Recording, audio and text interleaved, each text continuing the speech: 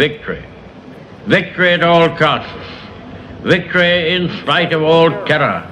Victory, however long and hard the road may be. For without victory, there is no survival. Sir Winston Churchill. 71 years ago next week, on May 8, 1945, the Allies accepted the surrender of Nazi Germany, proclaiming Victory in Europe Day. After 5 years of fierce battles, in trenches, in hospitals, at sea, in the air, and on blood-stained battlefields, the war in Europe was over. So too came to an end the Holocaust, the most tragic experience of modern Jewish history. In the ghettos and the death camps of Eastern Europe, 6 million died. The process of genocide began with the rousing of historic hatreds. It involved the cooperation of many people, but it depended on the indifference of many more. And so we gather today to celebrate VE Day, next to a park dedicated to these brave men and women who did not cooperate. They were not indifferent. These brave men and women stood tall, took up arms, fought, and many fell so that we could live in a world of peace. In a moment, our honor guard will march in the colors and the bugler will sound the last post, after which we will observe 2 minutes of silence. Please rise.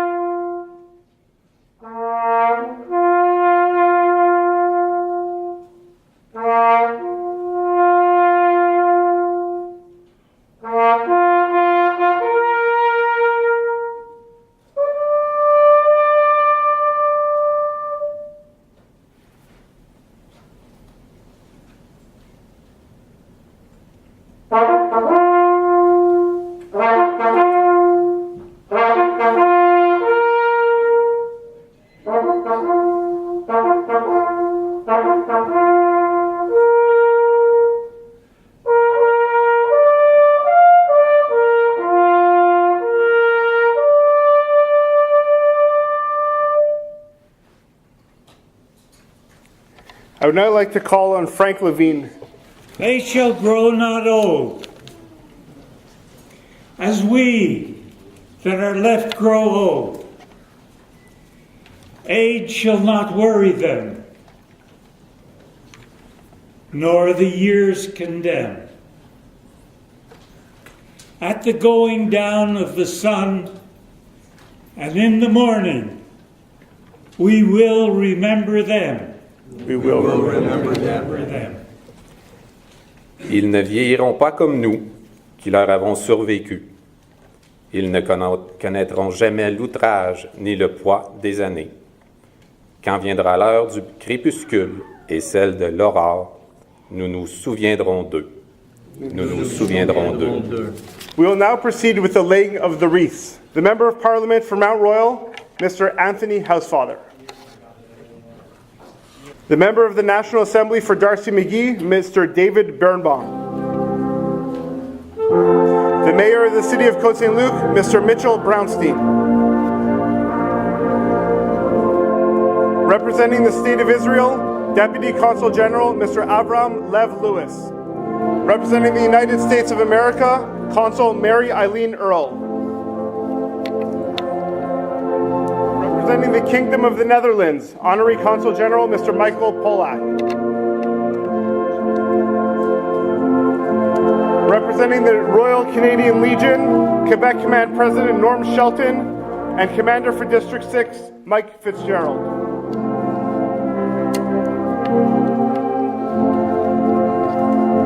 Representing the Brigadier Frederick Kitch, Branch 97 of the Royal Canadian Legion, President Frank Levine, and Vice President Councillor Alan J. Levine. Representing our neighbors, the Mayor of the Town of Hampstead, Dr. William Steinberg.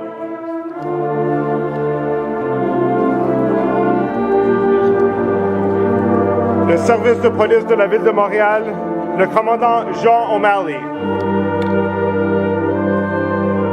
The Côte Saint-Luc Public Safety Department Division Chief Philip Chateauvert.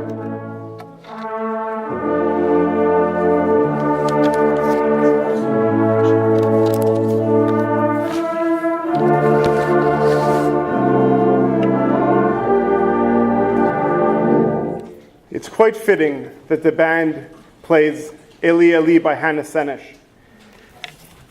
Because one of the most important lessons that we learn from the Second World War is the importance of rebuilding, of ensuring that tyranny does not win even after the guns have fallen silent, of ensuring that future generations will remember the sacrifices of those who came before.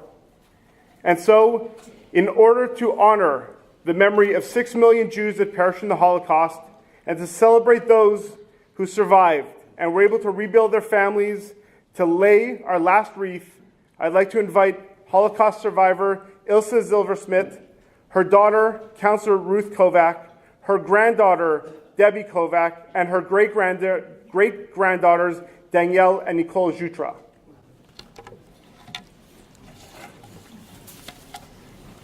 This is the 11th consecutive year that I've had the opportunity to speak at this event.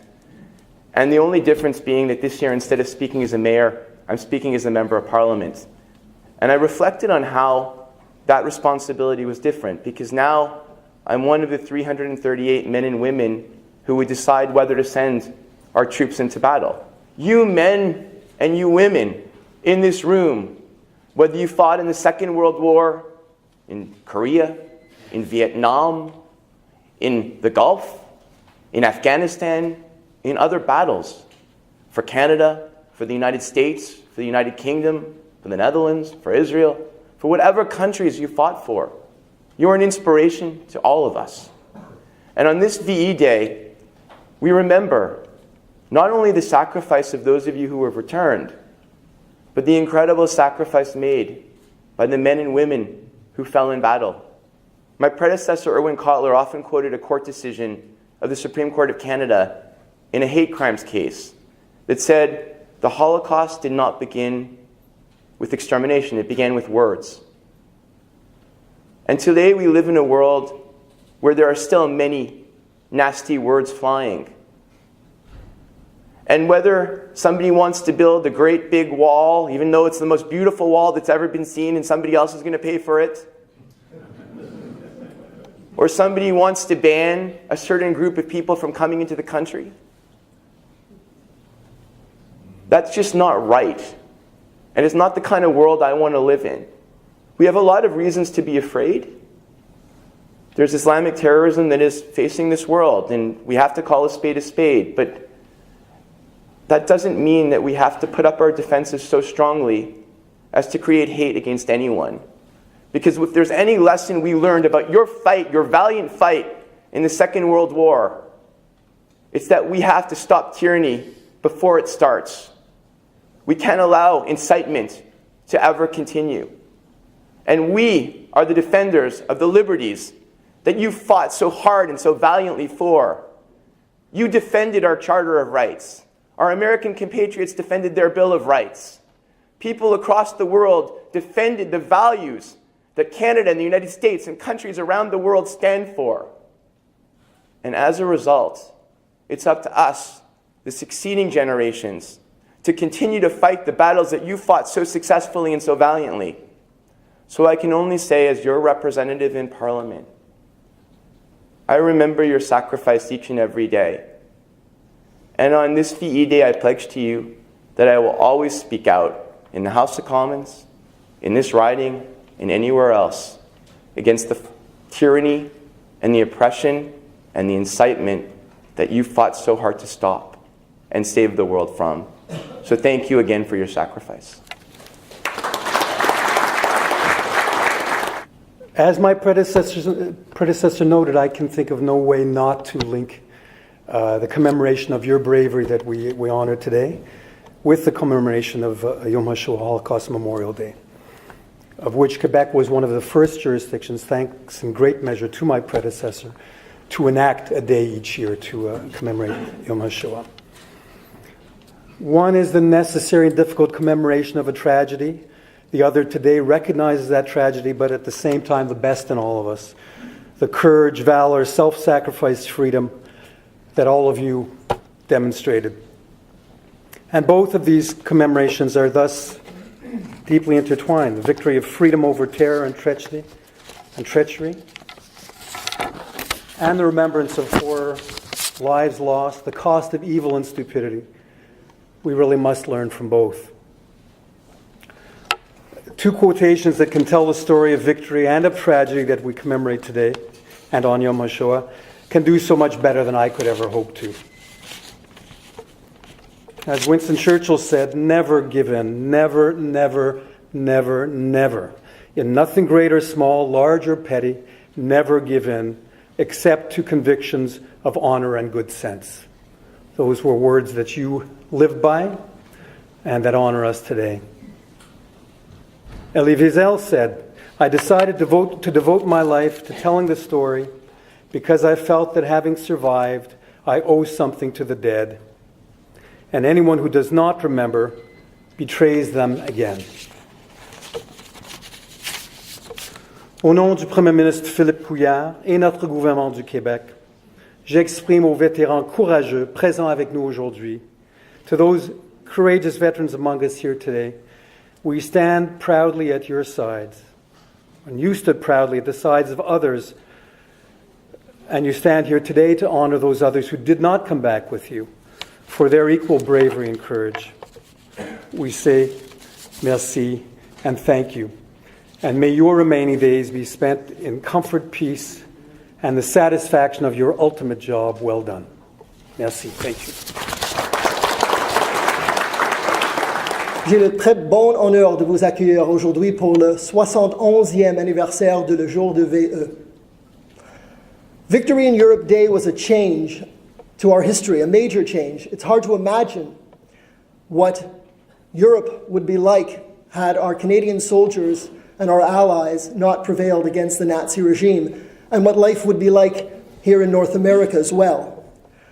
From the D-Day landings in June of 1944 until the 11 months that followed, our Canadian soldiers and allies pushed the Nazis back. In the battle to liberate the Netherlands, 7,600 of our Canadian soldiers died. 45,000 soldiers died during the Second World War and 54,000 were injured. 1.1 million Canadian men and women served in the Second World War. Who were these people? They were young people, young men and women. And we lose them every year, slowly as time goes on. A good friend of mine, I was at a funeral this week for a woman who was 92 years old, Sylvia Davis, who was a nurse in the Second World War and would be at the front lines. She was always proud to say that she would tend to the worst wounded.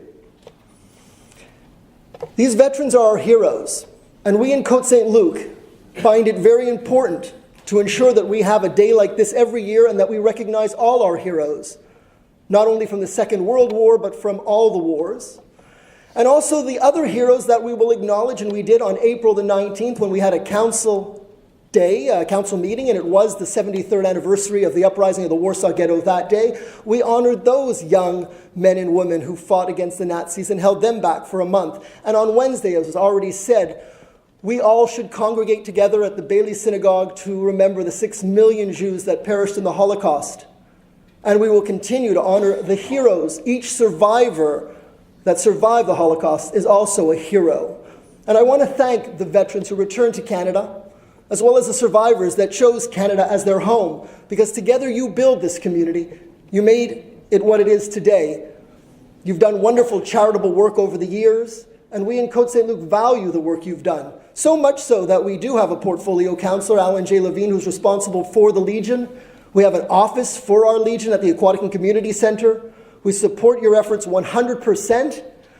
And this year, as you are aging, I am so proud that our volunteer citizens on patrol and our men's club partnered with you for the Poppy campaign, where you sold over 10,000 poppies and raised $25,000. And we in Côte Saint-Luc will continue to do that for the next 71 years and beyond with your children, grandchildren, and friends, not only in respect for what you did in the Second World War, but also for what you've done for Côte Saint-Luc and for Canada since your return. So on behalf of the city of Côte Saint-Luc, I would like to thank you, our veterans who served in the Second World War, and all soldiers that served for Canada before the Second World War, after the Second World War, and even until today. For it is thanks to you that we live and continue to live in one of the greatest countries in the world, Canada, in peace and freedom. Thank you. I'm very proud to be here. Very honored to be here to represent the State of Israel. I haven't prepared a speech, but I'm just going to say a few words because this is a very important event. I think it's the beginning also of the upcoming ceremonies that the Consulate will be part of. One of them is the Yom HaShoah, and the other is the Commemoration Day for Fallen Israeli Soldiers. And then we have our Israel Rally. I'm very honored to be here today, and to represent Israel is very important in this event because it's like my predecessors said, it's very linked to Israel's history also, the wars and the Holocaust, and I hope that there will be peace one day, and that we shouldn't have to have wars anymore and killings and victims. I really appreciate this. Thank you very, very much. Thank you very much for the invitation and for the honor of representing the United States this afternoon. I'm new to Montreal, and I'm the consul at the U.S. Consulate. And when I found out that our Consul General was going to be traveling today and was unable to come and represent us, I volunteered for the occasion. I didn't know too much about the ceremony, but I'm a Foreign Service officer, but it's actually, the Foreign Service is my second career. My first career, I retired as a lieutenant colonel in the United States Marine Corps. And so for me, these kinds of ceremonies have a personal resonance. And I think I've served since I was 17, and now I'm a little bit older. So I've served in a number of countries. Canada is my 13th country. I've been in Darfur, in genocides. I've served twice in Afghanistan. I've been all over. But I think really when we talk about alliances and strategic alliances, countries coming together, really, what I think we're talking about are really the courage and the selflessness of a number of individual people who have made up those kinds of alliances and rebuildings. And so really when I thought about today, I thought about some individual snapshots, kind of personal remembrances of mine. I remembered my father, who was in the U.S. Merchant Marine in World War II. And he was on a refueler, so excuse me, I have a little bit of a cold. He was on a refueler, so it was basically a floating gas station with two machine guns, one on each end. And I think the captain of the ship used to tell them that it was important to do emergency drills, but probably the most important emergency drill was to encourage regular attendance at the religious services every week. Having been in Normandy last year, I was in Kabul and I was vacationing in Normandy. Seeing all the personal memorabilia in the museums there, really, it's so many individual memories that bring us all together. I served in Ottawa about 10 years ago, and I spoke to a Korean War veteran who was being honored for his public service after the war. And I think he was very honored by the Legion presenting him an award, but he was a little bit baffled too, because he thought that when he returned from the Korean War, he just went on with his life and did what needed to be done. So he thought that he was honored, and yet he was like everyone else who had served and who had come back to serve more. I've been twice in Afghanistan. Once last year, many times last year actually. I was at ramp ceremonies where we say the final goodbye. See lots of empty boots. Those were from a number from the United States, but also from countries like the Czech Republic, from Lithuania, from all over, from countries that are new to democracy and some that are veterans of democracy. And the last one I remember, which was actually quite funny, was after the Canadian military redeployed from Afghanistan, there was still a couple of Canadian military officers who were there in Afghanistan with us because they were actually embedded in U.S. military units that had deployed to Afghanistan. So they had deployed along with their units. And one Canadian military officer, when you went into his office, he had every tourist souvenir you could find in Canada, with many flags, the RCMP horse figurines, all the hockey memorabilia, Tim Hortons, everything. And it turned out that all of this had gone into a locker, and he had deployed. When he deployed, he brought all this Canadian memorabilia with him. And it had accumulated because this billet in the U.S. military unit was a Canadian one, and so through the years, then this memorabilia had been all over wherever the U.S. military had gone, because I think the Canadians who had served in that unit had felt a tremendous amount of pride and wanted to bring Canada to wherever they were. So I think these kinds of snapshots really have a common theme of a reminder and a remembrance, and really for us, ceremonies like this, a rededication to individuals and a thank you for the service, and also a reminder of our responsibility to try to make sure that these things don't happen again. Thank you very much. We are people, all of us, of privilege. We're people of opportunity. I never knew hunger. I never knew poverty. I never had to carry a gun. I never had to go into a concentration camp. I didn't have, to suffer, typhus and all the diseases that went by.